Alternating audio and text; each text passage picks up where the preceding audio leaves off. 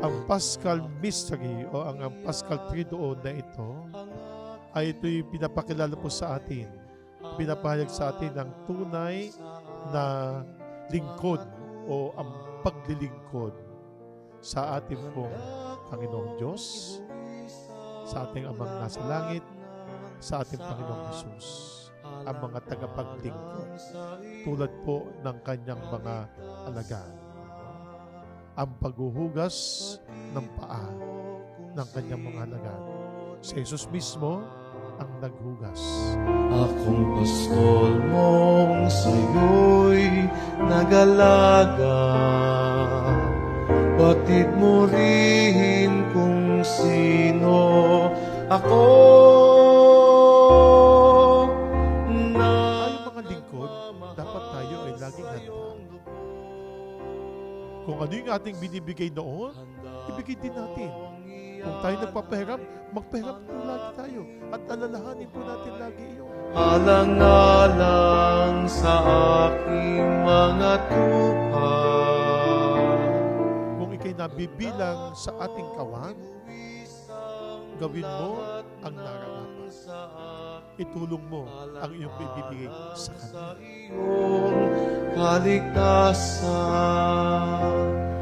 kahit na mawalay sa aking piling. Kung kayo mga maninimba, yun lang po ang maiaambag ninyo sa ating Panginoong Diyos. Kung kayo mga maninimba lamang. Ano po yun? Kung kayo may dumating sa tamang oras. Ang simulan ninyo ang ating pong misa. Kapag kayo laging dumarating ng late, ano po, sinasabi po ni Jesus, hindi kayo kabilang sa aking kawan. Alang-alang sa aking mga tupa, handa kong ibuwis ang lahat na Ang paglilingkod na ating pong ginagawa ay hindi po lamang po ito basta-basta. Ang ating pong gawing paglilingkod ay mula po sa ating puso.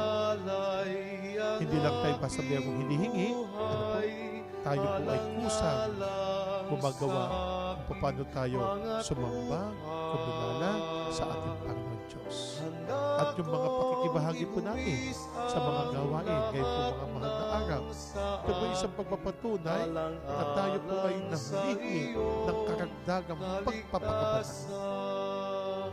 Humihingi tayo ng karagdagang pagpapakabanan.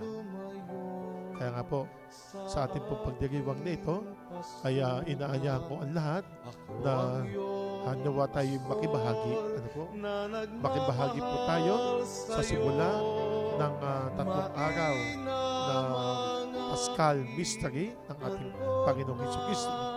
Yung mga pagpapakasakit niya, ang kanyang pagkamatay, at sa ikatlong araw, siya po ay muling nabuhay. lang sa'yo,